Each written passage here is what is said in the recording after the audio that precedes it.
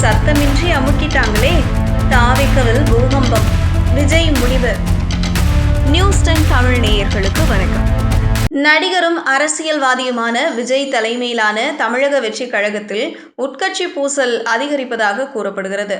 சமீப வாரங்களாக கட்சியின் முக்கிய கூட்டங்கள் பலவற்றை மூத்த நிர்வாகி ஜான் ஆரோக்கியசாமி முன்னின்று நடத்தியுள்ளார். கட்சியில் புஷி ஆனந்த் மீது கடுமையான அதிருப்தி ஏற்பட்டு இருப்பதாக கூறப்படுகிறது. தாவேக பொதுச் செயலாளர் புஷி ஆனந்த் பல முக்கிய கூட்டங்களில் கலந்து கொள்ளாதது கட்சி தலைமைக்குள் வளர்ந்து வரும் பிளவுகள் குறித்து விவாதங்களை தூண்டியுள்ளது.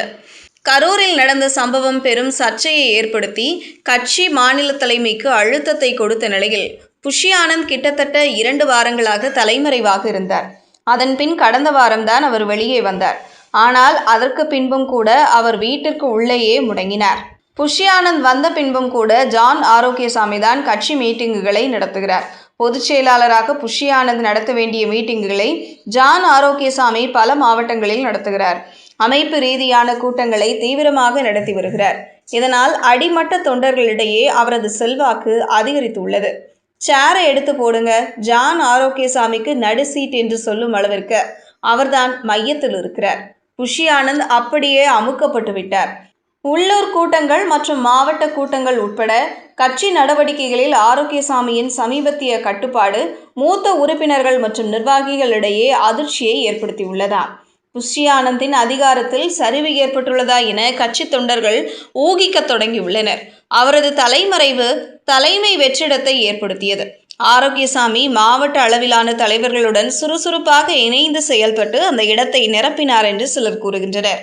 கரூர் சம்பவத்திற்கு பிறகு தமிழக வெற்றி கழகம் கட்சியில் 2ஆம் கட்ட தலைவர்கள் எல்லாம் மாயமாகிவிட்டார்கள். ஒருவர் விடாமல் எல்லோரும் கிட்டத்தட்ட தலைமறைவாகியிருந்தனர்.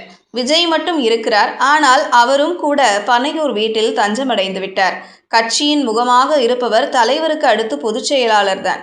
ஆனால் அப்படிப்பட்ட புஷி ஆனந்தே 2 வாரங்கள் தலைமறைவாக இருந்தார். அதன் பின் தான் வெளியே வந்தார். இப்படிப்பட்ட நிலையில்தான் விஜய் மீது விமர்சனங்கள் வைக்கப்படுகின்றன. விஜய் ஏன் புஷி ஆனந்த் மீது நடவடிக்கை எடுக்கவில்லை?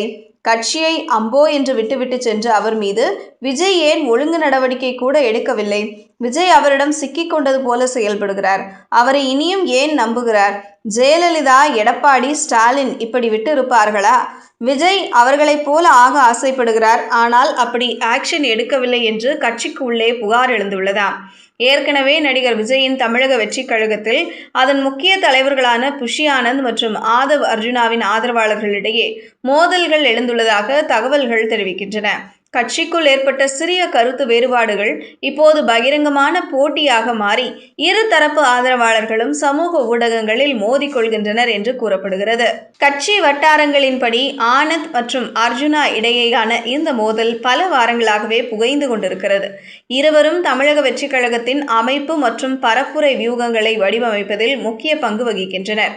ஆனால் கட்டுப்பாடு, வெளிப்படைத்தன்மை மற்றும் முடிவெடுக்கும் அதிகாரம் தொடர்பான வேறுபாடுகளே இந்த மோதலுக்கு காரணம் என சொல்லப்படுகிறது. முக்கியமாக கரூர் விவகாரத்திற்கு பின் இவர்களிடையே கருத்து வேறுபாடு உச்சமடைந்து விட்டதாக கூறப்படுகிறது. செய்திகளை உடனுக்குடனும் துல்லியமாகவும் தெரிந்து கொள்ள நியூஸ் 10 தமிழ் சேனலை பின்தொடருங்கள்.